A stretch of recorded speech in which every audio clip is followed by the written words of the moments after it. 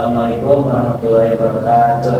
Waalaikumsalam warahmatullahi wabarakatuh. Alhamdulillahirabbil alamin. Wassalatu wassalamu ala asyrofil anbiya'i wal mursalin wa ala alihi washabihi ajmain. Pertama-tama marilah kita panjatkan puji dan syukur kehadirat Allah Subhanahu wa taala. Kemudian salawat dan salamnya dari kita dilampahkan kepada junjungan kita semua, yakni Habibana wa Nabiyana Maulana Muhammad sallallahu alaihi wasallam. Alhamdulillah, kami sekarang sudah berada di kegiatan PKM yang kedua. Terima kasih kepada teman-teman yang masih semangat dan dapat hadir dalam kesempatan kali ini. Dalam kesempatan kali ini yaitu PKM dengan materi ulumul hadis yang berjudul perbedaan hadis dan Al-Quran. Mungkin materi kali ini akan dibawakan oleh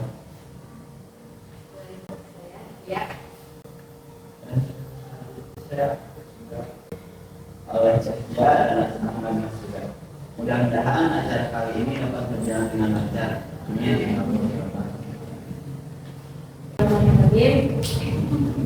Di sini kita ada definisi Al-Quran.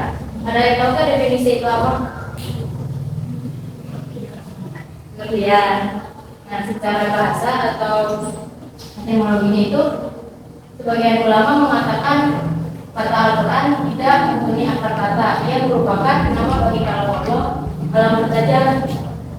Nah, dan coba membaca doa.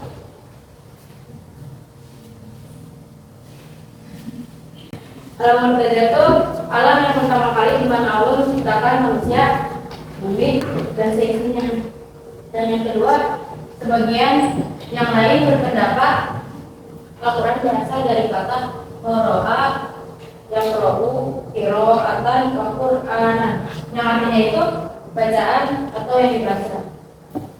Menurut istilah atau terminologi itu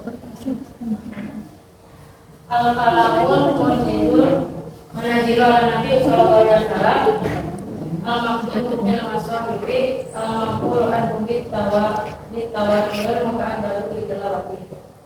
Yang artinya itu kalam Allah yang mengandung mukjizat. Mukjizat itu kelebihan yang diberikan Allah kepada Nabi dan Rasulnya, diturunkan kepada Nabi, tertulis pada mushaf Al-Quran, diriwayatkan secara mutawatir. Mutawatir itu berurutan, beruntun gitu.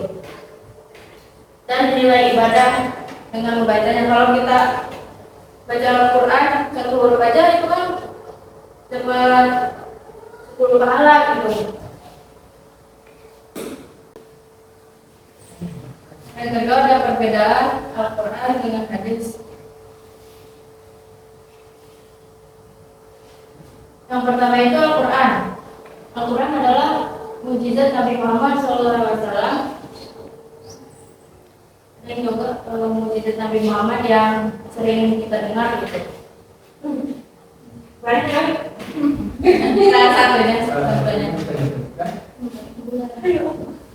Nah, terus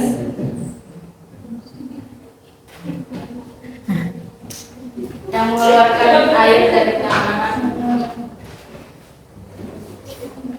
Itu Al-Quran dijamin pemeliharaannya oleh Allah dari campur tangan manusia. Jadi Al-Quran itu dijamin pemeliharaannya itu oleh Allah langsung gitu.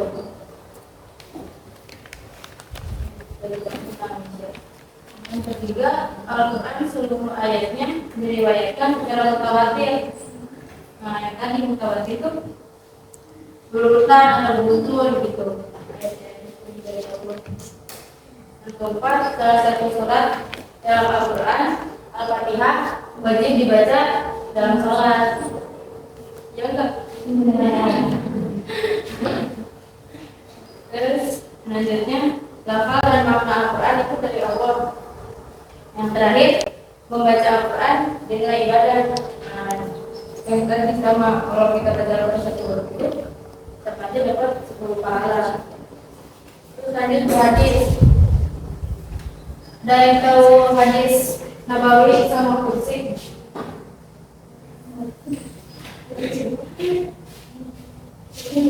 Enggak.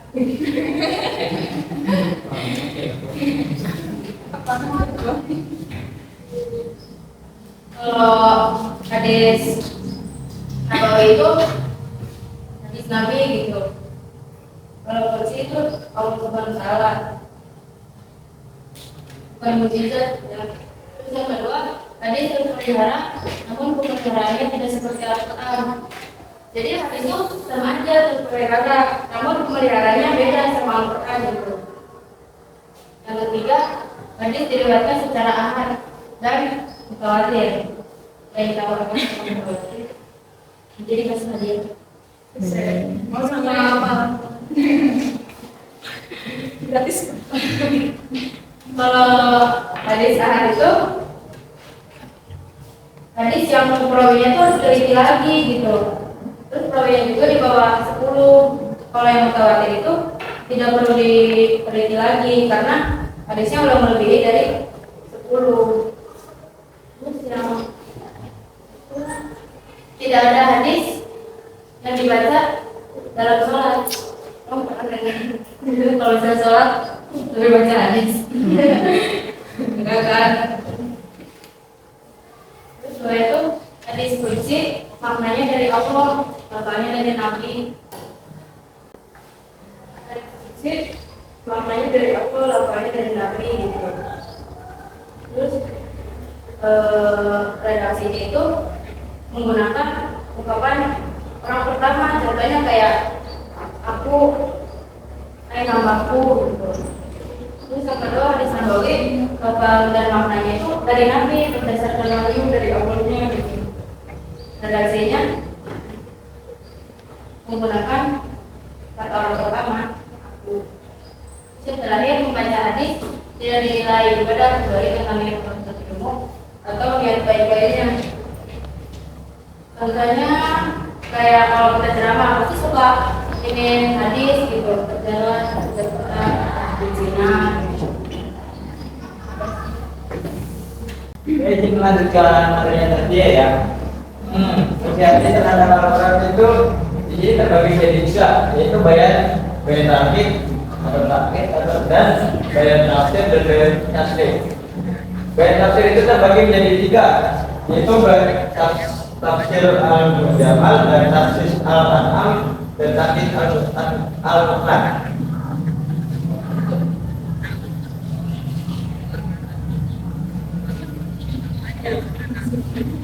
Maksudnya dari bayan tafsir itu yaitu menurut Al-Quran perintah yang mendirikan sholat dan menunaikan zakat dalam surat Al-Baqarah ayat 83. Itu seperti perintah mendirikan sholat dan menunaikan zakat dalam surat Al-Baqarah ayat 83. Yang pertama itu ada bayan takrir atau takrib.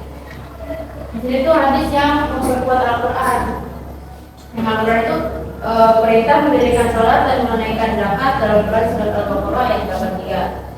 Terus perintah puasa dalam surat Al-Baqarah ayat 183. Perintah haji surat Al-Imran ayat 97. Nah kan di Al-Quran itu masih global gitu, masih umum, belum tahu kayak gimana sholat, zakat, kayak gimana belum tahu. Nah di hadis itu ini lagi, dia lebih perjelas lagi.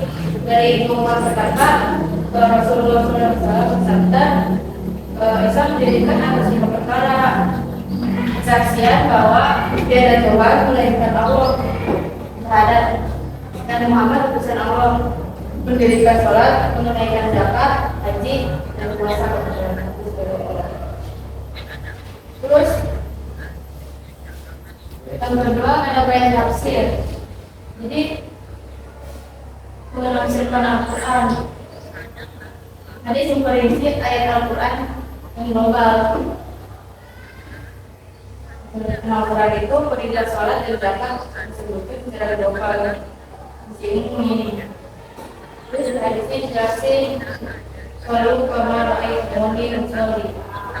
Sholat itu sebagaimana engkau melihat sholat. Yang kedua aku fi amwalikum. Berikanlah 25% dari harta-hartanya.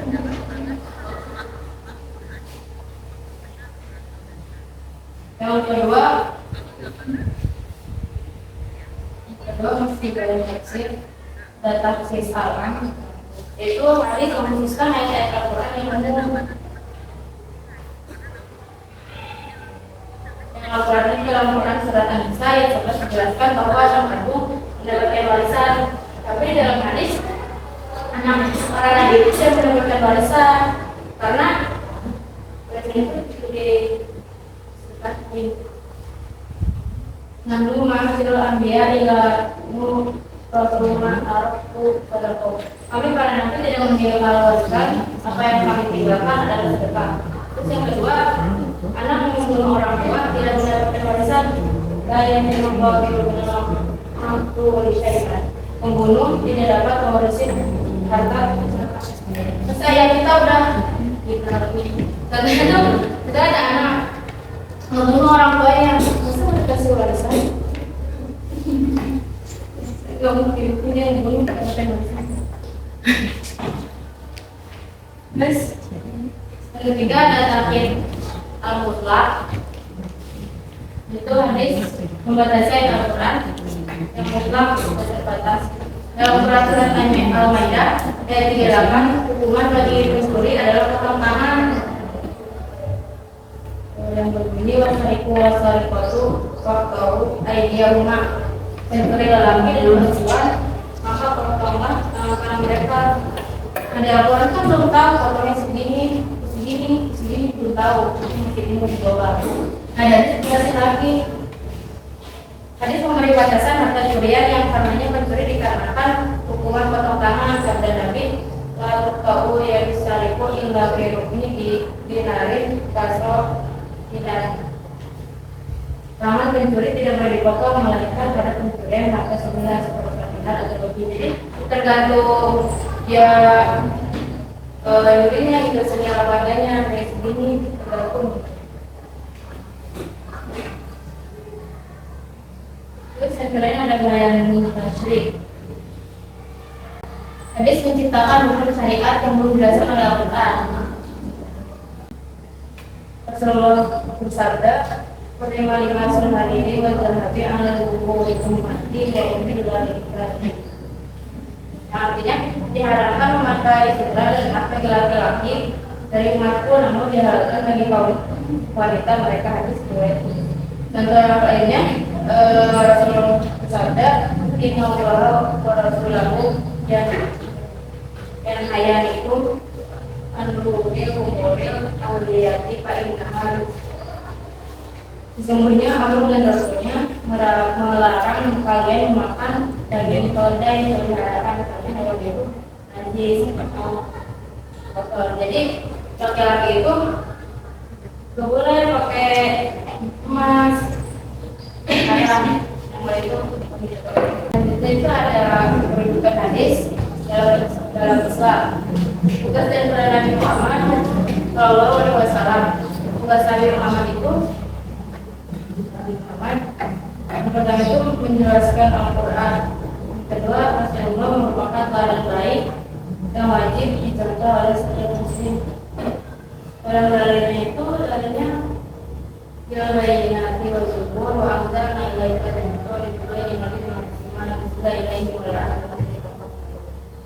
Nah, itu keterangan-keterangan mukjizat dan kita dan kami berikan kepada Al-Quran agar kamu menerangkan pada umat manusia apa yang telah diberikan kepada mereka dan supaya mereka memikirkan Tuhan sekali mengenai.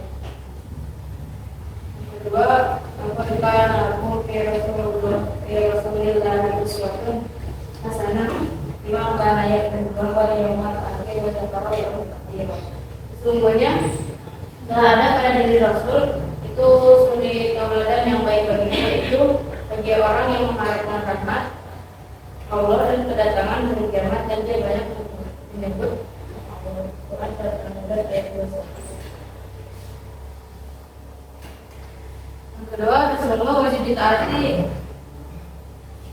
Dalam dalil itu Ya ayyuhalladzina amanu atii'u wa rasulahu wa la tawallu anhu wa antum tasma'un. Yang artinya itu, hai orang-orang yang beriman, taatlah kepada Allah dan Rasulnya, dan janganlah kamu berpaling kepadanya dalam kamu mendengar perintah-perintahnya. Quran surat Al ayat 20. Keduanya, Nabi Rasulullah atau Allah masalahnya ada yang berbeda. Barang siapa yang mentaati Rasul, sesungguhnya ini adalah mentaati Allah. Dan barang siapa yang berpaling dari ketaatan itu, maka kami tidak memungkinkan untuk menjadi pemelihara bagi mereka. Quran surat An-Nisa ayat 20. Rasul tidak Rasulullah mempunyai wewenang untuk membuat suatu aturan dari Al-Qur'annya, menyebutkan lahum pribadi alaihi dan menghalalkan bagi mereka segala yang baik dan mengharamkan bagi mereka segala yang buruk. Jadi kendalinya buruk lagi.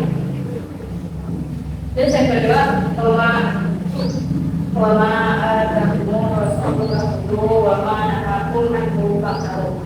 artinya apa yang diberikan Rasul kepadamu maka terimalah, dan apa yang dilarangnya bagimu maka tinggalkanlah. Jadi kesimpulannya itu, berdasarkan ayat-ayat tersebut itu dijelaskan bahwa memakai Al-Quran saja itu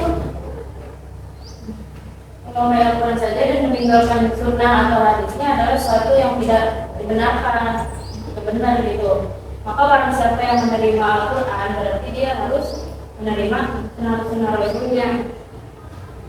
Para ulama telah sepakat bahwa sunnah atau hadis sebagai salah satu hujjah dalam hukum Islam setelah Al-Quran, dan orang yang mengingkari perhujjahan hadis Nabi adalah orang kafir, keluar dari Islam. Nah, tinggal sunnah pun terbagi kedua, ada klasik, ada modern. Next. Nah, kita belajar sejarah tinggal sunnah klasik.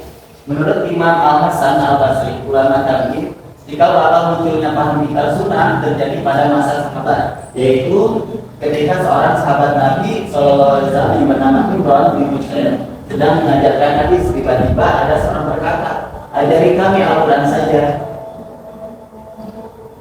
Nah, dari sini kita sudah paham bahwa orang tersebut tidak ingin belajar sunnah gitu.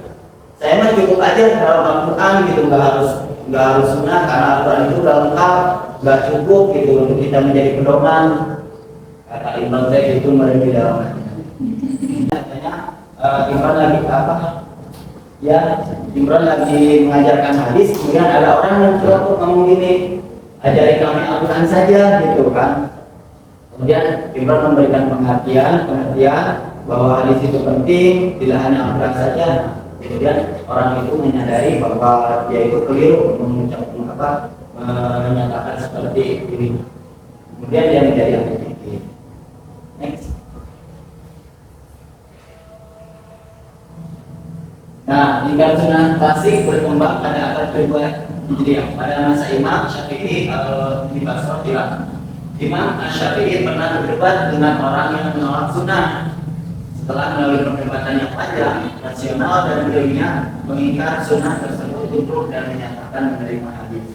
Karenanya Imam Syafi'i diberi julukan Nasir as-Sunnah, pembela sunnah. Akhirnya pada akhir abad ketiga Hijriah, paham ingkar sunnah klasik banyak dari peredaran. Nah, berarti berakhirnya ingkar sunnah klasik itu pada abad kedua setelah adanya Imam Syafi'i yang menjadi pembela sunnah. Setiap ada orang yang ingin menyatakan bahwa sunnah itu tidak penting, hadis itu tidak penting, maka ada Imam Syafi'i yang membela pada waktu itu. Next. Nah, ini ada sejarah ingkar sunnah modern. Setelah ingkar sunnah klasik tidak terdengar lagi gaungnya selama 11 abad, maka pada abad ke-14 Hijriah atau 19 Masehi muncul paham ingkar sunnah di Mesir dan India akibat pengaruh kolonialisme yang melanda negara-negara Muslim. Next. Nah, ini ada tokoh tinggal sunnah modern di Mesir yang bernama Syekh Muhammad Abduh. Syekh Muhammad Abduh adalah orang yang pertama kali melontarkan gagasan tinggal sunnah pada masa modern di Mesir. Beliau menolak hadis ahad, hadis yang dalam setiap riwayatnya hanya terdapat maksimal 9 orang perawi. Perawi itu orang yang meriwayatkan. Untuk dijadikan dalil dalam masalah akhirat tauhid, menurutnya untuk masalah akhirat hanya dapat dipakai hadis-hadis mutawatir. Next. Tinggal sunnah modern di India. Kita tahu sendiri ya, India adalah negara jajahan Inggris untuk melepaskan diri dari penjajah umat Islam. Untuk melepaskan diri dari penjajah umat Islam, India menunjukkan jihad. Pihak Inggris menyadari bahwa semangat jihad membahayakan eksistensi mereka. Karenanya pihak Inggris membuat kelompok yang dinamakan ulama muslimin yang mau memberikan fatwa bahwasannya jihad tidak wajib dengan mengkritik hadis tentang jihad. Di antaranya tokohnya adalah Jalal Ali dan Mirza Ghulam Ahmad. Nah, jadi pada waktu itu India sedang dijajah oleh kolonial Inggris. Nah, Inggris itu khawatir nih lihat masyarakat India yang semangat melawan Inggris karena didasari oleh jihad gitu. Karena banyak sekali hadis-hadis yang meriwayatkan bahwa jihad itu yang fisabilillah itu adalah tingkat ibadah yang paling tinggi gitu. Kenapa? Karena orang yang mati jihad, karena orang yang mati di dalam jihad itu tidak perlu dimandikan. Benar kan? Kenapa? Karena kalau nggak salah untuk jadi saksi itu darahnya nanti di yaumil qiyamah dan itu dijamin masuk surga. Orang-orang yang biasa menggebu-gebu untuk melawan karena adanya dasar jihad tadi, maka pihak Inggris mengumpulkan nih ulama-ulama yang dapat dikasih uang lah gitu atau menagih, sehingga ulama-ulama itu mengkritik hadis-hadis tentang jihad. Jadi hadis-hadis tentang jihad itu dikritik-kritik bahwa jihad itu tidak penting lah. Dengan demikian, tokoh-tokoh yang tadi masyarakat yang menggebu karena ingin berjihad jadi melemah gitu. Nah, itu diantaranya adalah Jalal Ali dan Mirza Ghulam Ahmad kalau di India. Mungkin. Jadi ini teman-teman. Atap itu cacing ya. Terus kalau bilang kipas angin itu enggak cacing. Sebelumnya tinggal jawab cacing atau enggak cacing. Cacing Enggak gitu. Kalau meja cacing enggak? Enggak. Lagi. Enggak, kalau dijelasin tadi ketahuan. Kalau tas cacing enggak? Enggak. Apa lagi tadi? Kursi cacing enggak? Enggak.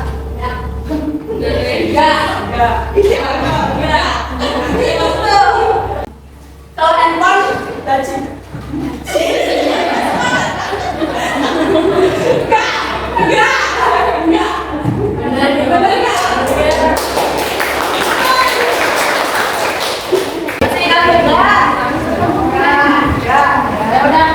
Untuk materi kedua, kemudian dibuka sesi pertanyaan.